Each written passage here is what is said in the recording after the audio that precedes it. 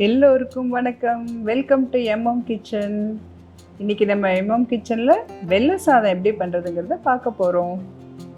இதுக்கு தேவையான பொருட்கள் 200 கிராம் பொடி செய்த வெல்லம்,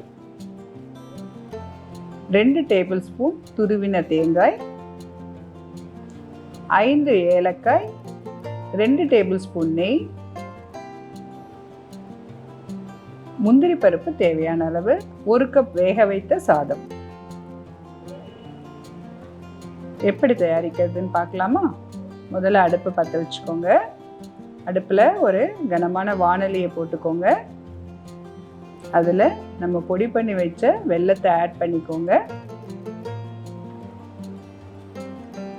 ஆட் பண்ணிவிட்டு வெல்லம் கரையிறதுக்கு ஒரு 100 ml அளவுக்கு தண்ணி அதில் ஆட் பண்ணிக்கலாம்.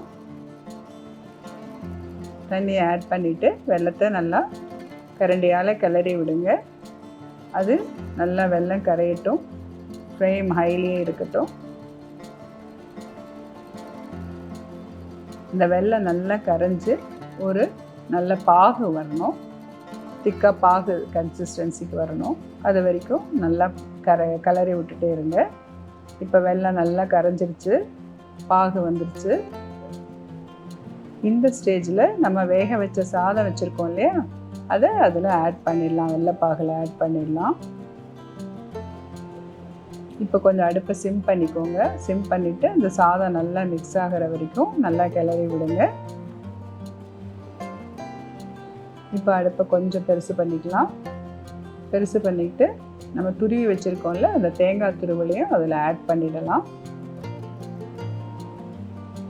ஆட் பண்ணி நல்லா கிளறி விட்டுட்டு நம்ம எடுத்து வச்சுருக்கிற 2 டேபிள் ஸ்பூன் நெய்யில் 1 டேபிள் ஸ்பூன் நெய்யை இந்த ஸ்டேஜில் ஆட் பண்ணிக்கோங்க. அடுப்பை கொஞ்சம் பெருசாக வச்சு நல்லா கிளறி விட்டுக்கோங்க. இதில் ஏலக்காயும் பொடி பண்ண ஏலக்காயும் ஆட் பண்ணிடலாம்.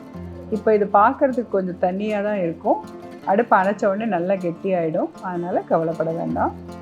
ஸோ இப்போ நல்லா கிளறி விட்டுட்டிங்கன்னா நம்ம வெள்ளை சாதம் ரெடி ஆகிடும். இப்போது நெய்யில் மீதி இருக்கிற நெய்யில் முந்திரி பருப்பு பொரித்து நல்ல பொல் நிறமாக வறுத்து அதில் ஆட் பண்ணிக்கலாம். உங்களுக்கு பிடிச்சா கொஞ்சம் தேங்காயையும் பல்லாக கீரி கூட போட்டு பொரித்து எடுத்து அதில் ஆட் பண்ணலாம். இன்னும் நல்லாயிருக்கும். நான் முந்திரி பருப்பு தான் ஆட் பண்ணியிருக்கேன். இப்போ நம்மளோட வெள்ளை சாதம் ரெடி ஆகிடுச்சு. இதை இப்போ நம்ம அடுப்பை அணைச்சிடலாம். அணைச்சிட்டு சர்விங் பவுலுக்கு ட்ரான்ஸ்ஃபர் பண்ணிடலாம். இப்போது நம்மளோட சுவையான வெள்ளை சாதம் ரெடி. நம்ம எம்எம் கிச்சனுக்கு சப்ஸ்கிரைப் பண்ணுங்கள். பெல் பட்டனை ரிங் பண்ணிக்கோங்க. எல்லா வீடியோவும் வாட்ச் பண்ணுங்கள். தேங்க்யூ.